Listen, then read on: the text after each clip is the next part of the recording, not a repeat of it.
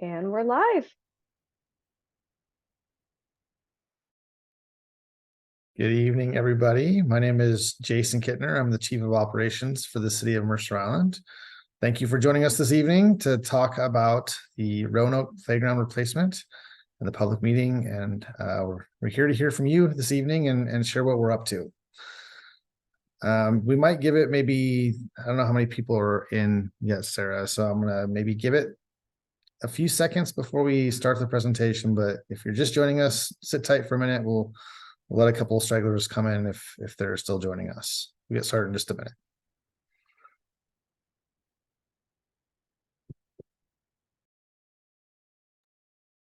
And just a couple logistics as folks are joining us. We do have the Q&A feature live. So if you have questions during the presentation, go ahead and add them into the Q&A. We will address your questions at the end of the presentation. We'll also be doing a few polls throughout the presentation. So make sure that you have that feature ready to go on your end so you can participate.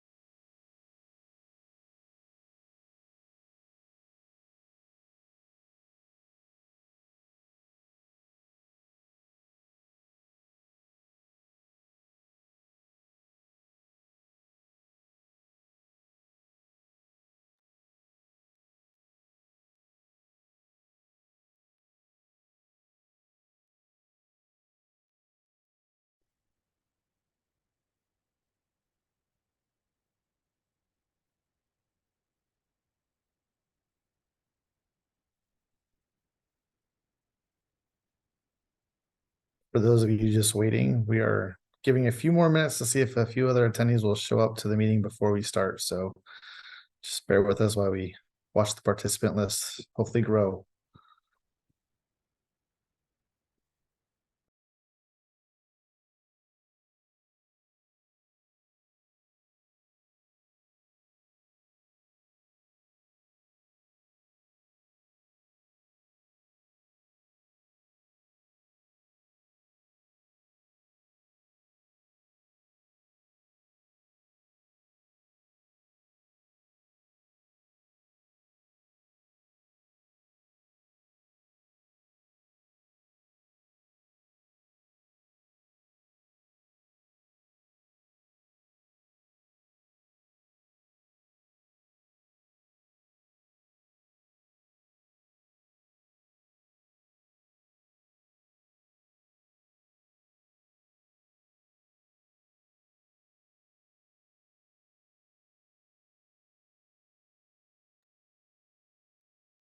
We're gonna give them just a couple more minutes. I'm gonna make the call at 6:05 to start. Now, this is being recorded, so if others can't join us this evening, we can at least get it posted and they can watch it afterwards. So give us another minute and a half, and we'll get started.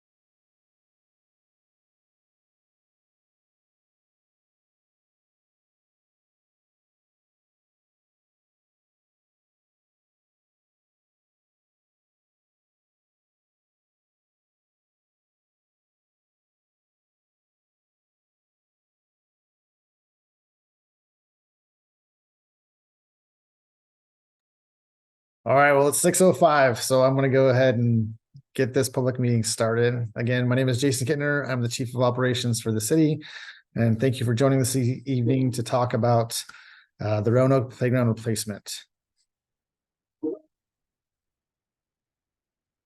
So let's go ahead and next slide, please. So as you may recall, the playground levy was, or the parks levy was passed, and it included money to replace the playground for all the structures on the island that were in need of replacement or over the life of that levy. So in total, we have 18 playground structures around the island, and 15 of those playground structures we replaced throughout the life of this 15-year levy. We are beginning this evening with the Roanoke Park playground. So it's the first playground that's up for replacement. Last year, we partnered with the Burger Partnership. Andy Mitten and Laura Lonnie are here this evening to talk to us about the concept that's been developed for Roanoke Park that includes site improvements to improve access and fencing around the park to help enhance the playground area and the play area at Roanoke Park. To date, we've had a community survey to collect input along the way that launched back in December. We've received over 158 responses to that survey. So quite a bit of positive feedback and interaction over this playground replacement so far to date. As part of that parks levy, just over $400,000 was budgeted for the replacement. And this evening, you will see the renditions and the concepts that the team has put together for this first playground replacement. So with that, I will turn it over to Laura and Andy. And again, thank you for joining us this evening. All right, perfect. Thanks, Jason. So we thought we would start with just some highlights of what we heard from the community survey.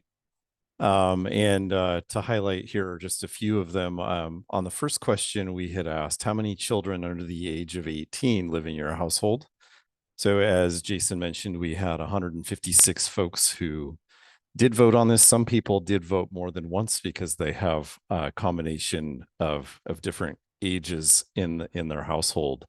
But we had a pretty even split here between ages 2 to 5 and 5 to 12. One important thing to note is we did have about 10% that said they had 12 plus years in the house, which is something we also noted as we were putting the designs together tonight. So then on the next, one of the other questions, we had wanted to know a little bit more of a preference on the different styles between swings and spinners. And for the swings, you can see it was a pretty even split between belt swings and the basket swing, with a slight preference on belt. And for the spinner, we had sort of a landslide victory for the cone spinner. That seems to be very popular. So you're sure to see that in the design we're going to share with you tonight. And then one of the other things we wanted to know was a preference for the older kids, the 5 to 12 structure. Of the configurations we had shown, which was the preference, and there was a strong preference for option A, which is the Neptune climber. And some of the favorite parts that people had mentioned was the complexity. It was a very unique item or climbing element with a ramp. People like the height and the versatility and variety of the structure.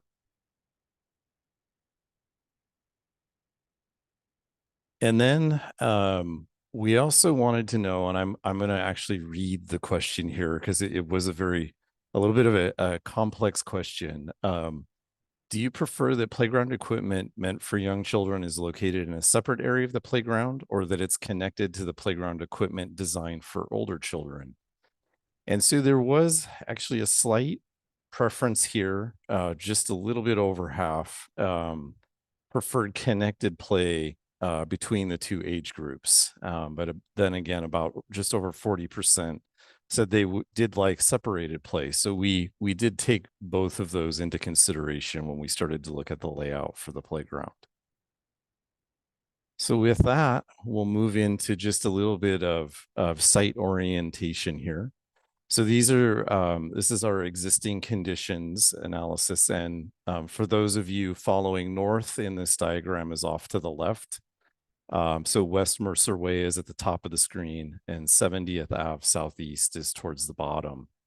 And you can see in the middle, there's where the existing play structure is with the swings. The spinner is down closer to the bottom of the page, and there is a picnic table where we do have a missing piece of play equipment.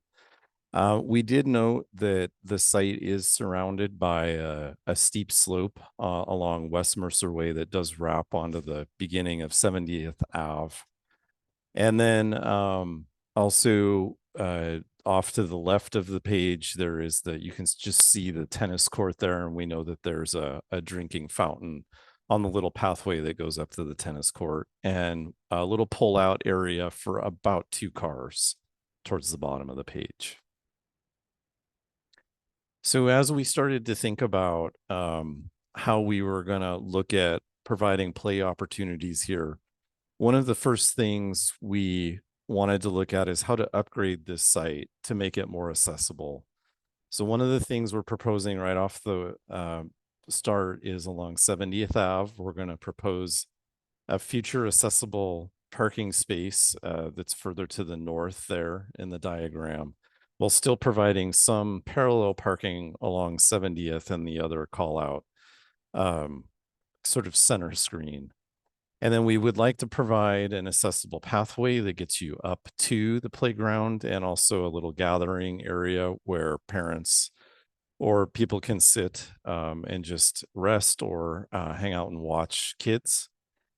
And the play area still is maintained in about the center area of the park, trying to maintain some access to open lawn around the play elements. We are also looking at how to, as Jason mentioned, providing a fence to protect kids from running down or falling down the steep slope and away from traffic. But we do want to think of ways in the upper left-hand corner for a future connection to build a stairway to make it easier to get from the west side of the park down into the play area, or up into the play area as it would be. So with that, I'm going to turn it over to Laura, who's going to talk through a little bit more about the play equipment and how it all lays out on the site. Thanks, Andy. So yeah, we have taken the feedback that we just summarized and looked at these opportunities and have progressed our components, worked through the layout of a playground that provides a lot of fun, new play value to the island, but also has an emphasis on inclusivity and accessibility. That is a common theme you'll see in these pieces and within the layout as we are striving to create a fun space for all. So the first component we'll look at here is the 2 to 5 age focus structure. And based on the great written survey feedback that we received, it really resonated that a more activated structure was desired. You'll see this structure integrates sliding, climbing, social encounters, multiple games, including sensory games, as well as an easy to navigate steps that can be used as a transfer point for accessibility purposes as well. Since our user base is so evenly split, we have refined the structure to really focus on this younger age group with the appropriate platform height, games, and challenges. Moving on to our 5 to 12 plus age focus structure, we have moved forward with implementing the net climber seen here, given the larger preference we saw for this configuration. The piece integrates exciting heights via challenging rope climbing in combination with more easily navigable climbing elements. There is a rubber climbing ramp with handholds that can be used as a transfer point as well. And we see all ages enjoying this particular piece of the structure. There's also a denser net that gives direct access to the slide if someone doesn't want to go through the entire piece of equipment just to get to the slide. For freestanding elements, we have moved forward with the cone center because of the overwhelming survey responses in favor of this piece of equipment. Also included are updated swings for the playground. Currently, the site has a single bay with 2 toddler bucket swings. This concept would like to integrate 2 bays with 4 swings that aim to diversify usability.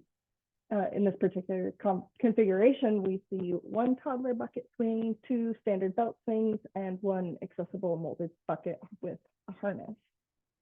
So we're going to pause and take a little poll here. There is a little flexibility with the configuration of the specific swings we include on these swing bays. We'd love to take a second and gauge what kind of combination of swings appeals to you. So option 1 is that we could do 2 toddler bucket swings. This accommodates more children in the 2 to 5 age range.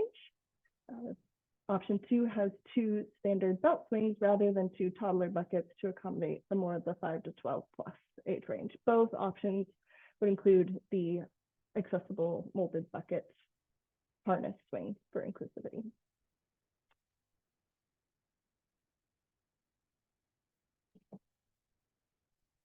We've got responses coming in with the poll. We'll give it probably another minute or so. Make sure you provide your input.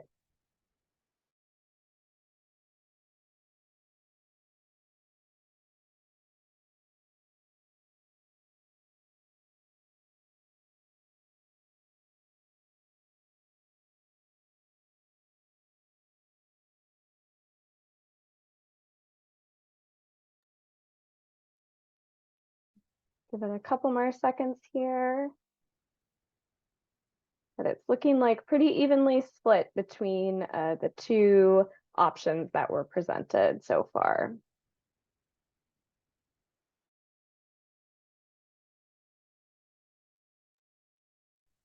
Okay, thanks everybody. Yeah, thanks guys. Okay. So here is the proposed layout of how we see these play components coming together to create new playground. So we have an accessible parking space located between those existing trees on the east side of the park, which connects to a path that wraps up and around to the playground area. The layout of these really allows us to work with the topography of the site so we can ensure we provide access that meets accessibility standards. Within the playground itself, you can see here we have our cone spinner, very centralized, and anticipate that to be very popular, much like the Mercer playground. We know that's had a lot of success. It will be well loved and a great hub of activity there in the center. Our 2 to 5 structure is located a little closer to the park entry, with the 5 to 12 structure situated more towards the back of the site. We've oriented the larger structure's rubber ramp to be in alignment with the steppers that connect to the 2 to 5 structure. A strategy in layout was in response to the feedback that we talked about earlier, where we wanted to pay close attention to how kids could potentially move back and forth between structures if they wanted to.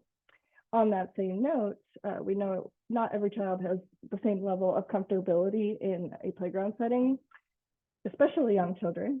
So we are proposing to locate our toddler bucket swing or swings on the edge of the playground, so there is a safe, clear path for them to go back and forth, staying out of the what you would consider more the big kid zone if it is desired. And between all of these elements, we have worked in a 3-foot minimum clear path that provides ample space between the playground equipment for accessible travel all the way through the play area without risk of conflict. So it is outside of all of our buffer zones for the playground equipment pieces.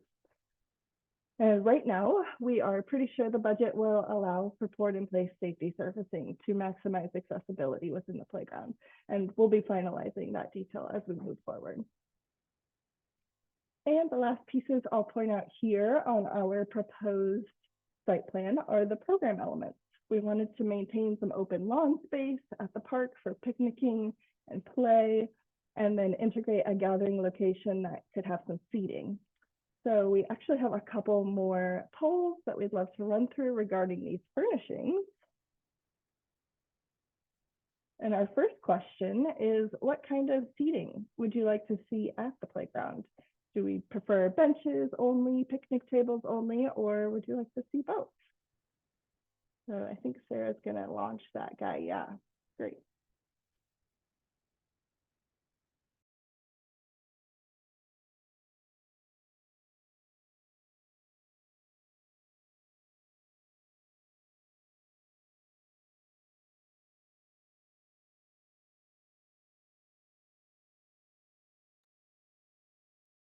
Give it a couple more seconds, but pretty quick responses. Seems like everybody's interested in benches and picnic tables.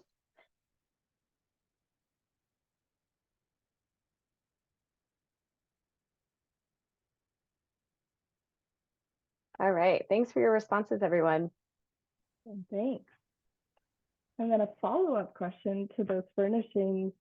We have a couple of options with the city has a couple standard options in terms of materiality that could be implemented for those furnishings. So looking at, do you prefer the recycled plastic lumber furnishings or powder coated steel?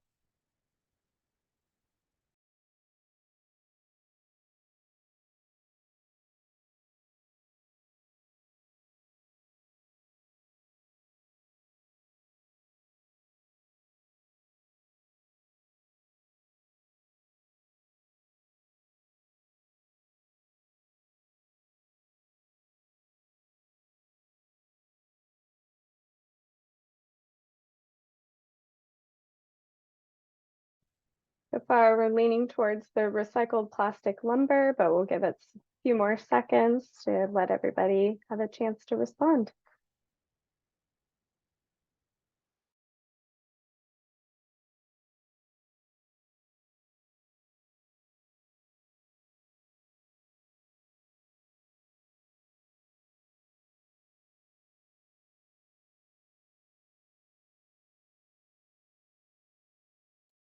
All right, thanks everyone. Yeah, thank you. We really appreciate all the feedback. But before we go into our Q&A session, we're going to look at what's next. And I think Jason's going to talk about that. Thanks, Laura and Andy. Very excited about what's being proposed here for Roanoke Park. So following this meeting, we will get the evening meeting posted to the Let's Talk page. We will put our poll questions out on Let's Talk as well. That information will help finalize our design, and we are moving quickly to get the equipment ordered. And my goal is to have this playground constructed and in place for summer use. There is an asterisk to that, and that is we are hearing that there could potentially be some delays from the manufacturers regarding some of the materials that are used for these structures, but we are working hard to sort that out. Our goal is to have this playground up and operational for the summer. So this playground should be functional in the near future. We will keep information posted on Let's Talk in terms of the timing for construction. Obviously, as we go into construction, we'll have to close off the park and decommission the existing playground before we build the new one. So stay tuned and continue to follow Let's Talk for more information on the specific timing, but we're working hard to get this thing going. But we're not done. This is just the first playground and a number of playgrounds I talked about earlier. On the docket next is we've actually decided to accelerate the playground replacement at First Hill Park. So the Burger team that's working behind the scenes on this park is also helping on the First Hill concept as well, which will follow a similar path that we've used for Roanoke, but a couple months behind. And then we will move towards a larger public engagement process for the Dean's Children's Park update. We spoke with the council last week regarding the Dean's Park playground with the addition of the bike skills area, the relation to the close relation to the picnic shelter, as well as the restroom facility there. We want to slow that process down and take a more holistic and comprehensive approach to the Dean's Children's Playground replacement. And so we will look to do a larger public engagement work this year in 2024 and work towards construction for the Dean's Park system in 2025. So with that, I believe we have a few minutes here to have some Q&A. With me this evening from the city side, we have Elaine Summergren, our Deputy Public Works Director, as well as Sarah Bluvis, our Capital Project Manager, Ryan Daly, our Recreation Manager, and I also see lurking in the background is Sam Harb, our Parks Manager. So there's a number of city staff as well as our consultant team that are with you this evening to help answer any Q&A. And we'll take a few minutes to do that. And I understand, Sarah, we have a couple questions already queued up if you want to spit them out for us. We do. So first question is in relation to, I think, the 5 to 12 structure that's proposed. So heights are an important element of playgrounds. How does the proposed exciting heights compare to the existing playground height? I can take that one. So it looks like the existing structure is about 5 or 6 feet height to the platform, which is what leads up to the slide. And most likely because some of the panels on that structure do go a little bit above the deck, it's probably closer to an 8-foot fall zone. So in comparison on the new structure that you see here in the image, the slide actually takes off from 6 feet. So that gives you an idea of relative height. And then you can see the boy sitting up on that upper bar there is 12 feet above the ground. So there is more risk here, which is an important part of development. But one of the nice things about these net climber structures is the fall height is actually rated more at 6 feet because they're designed so that you can not fall any more than 6 feet without something catching you on the way down. That doesn't mean that our safety surfacing will not be designed for a higher fall height. We will design that for 12 feet as the maximum height you can get to on the structure. Great, thank you, Andy. So another question, we know that Roanoke Park is currently known as the Pirate Ship Park.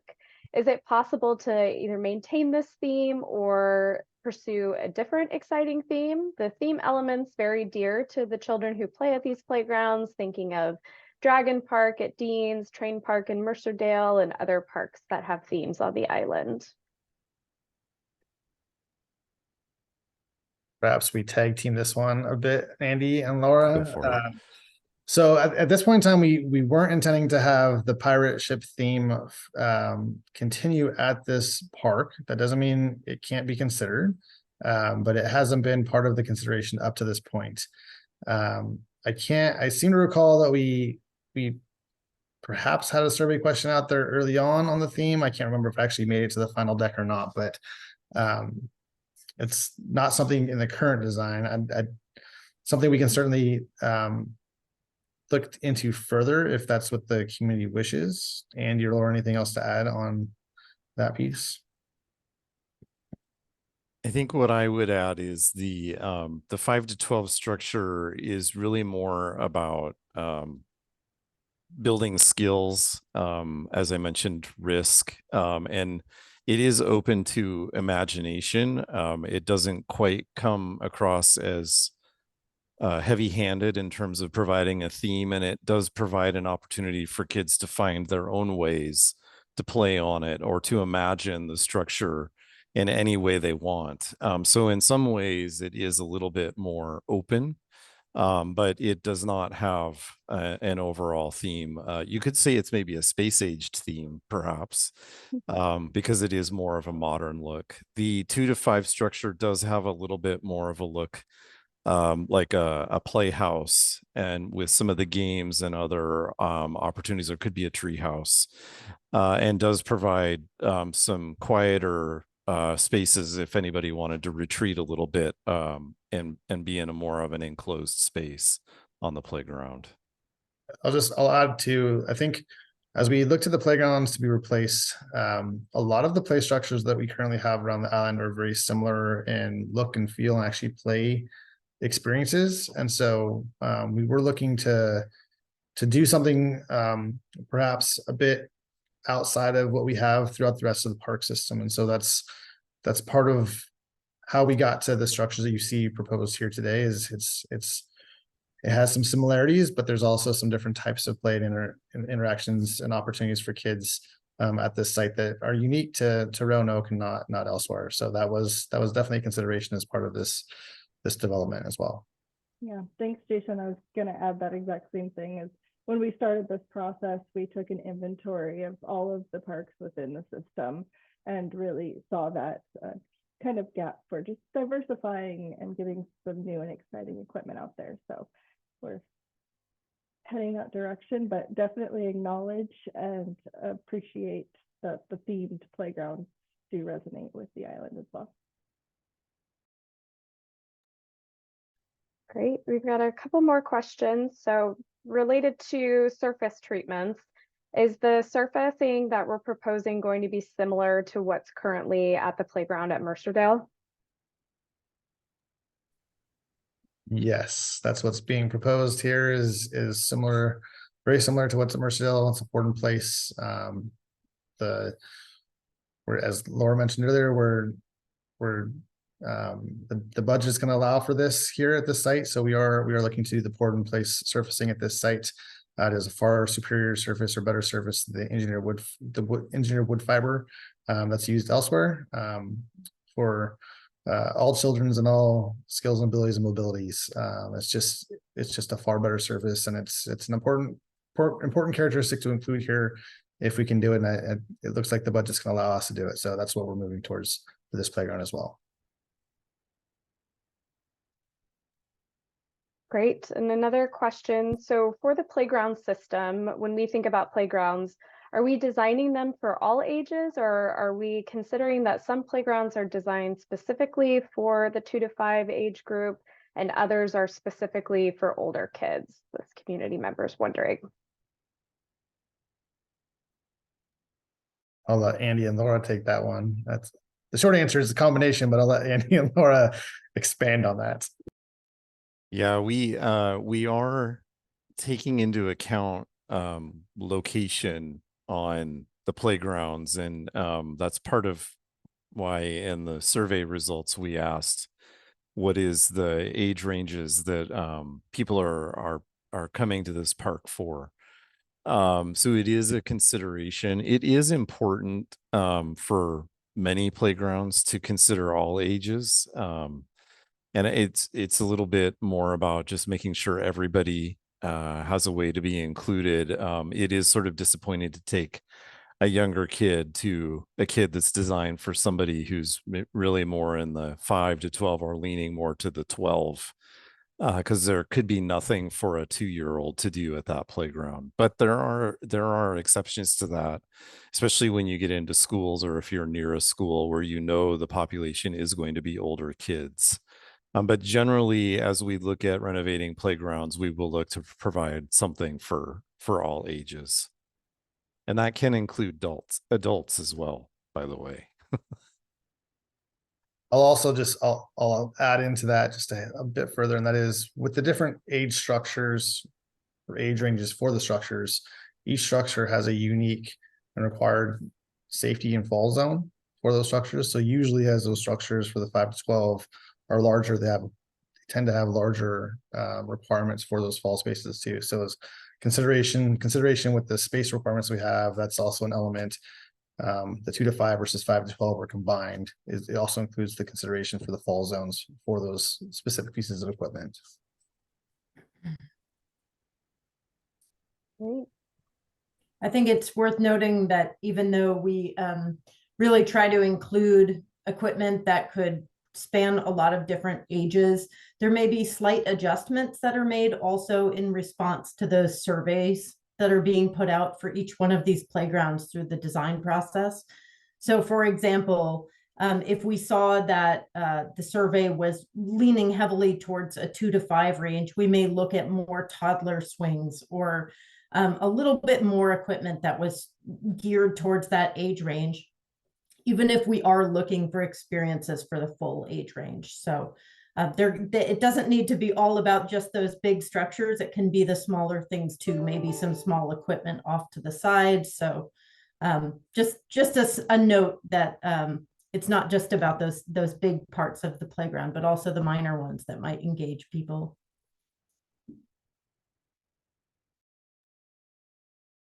Great. Well, that was our last question.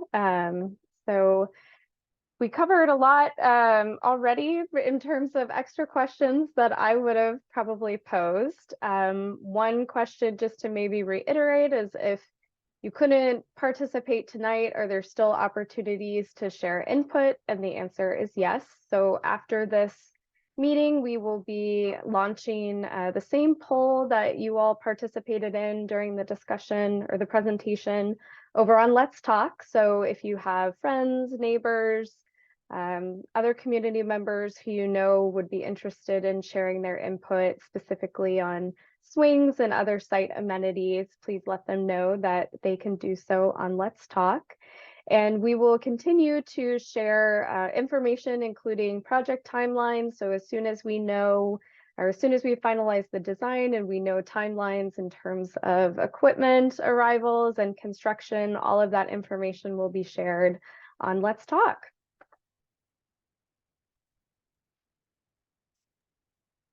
I think if there's no more questions, thank you everybody for participating tonight in this meeting to talk more about the Roanoke Park Playground replacement. And we hope you all have a great rest of your evening. Thank you.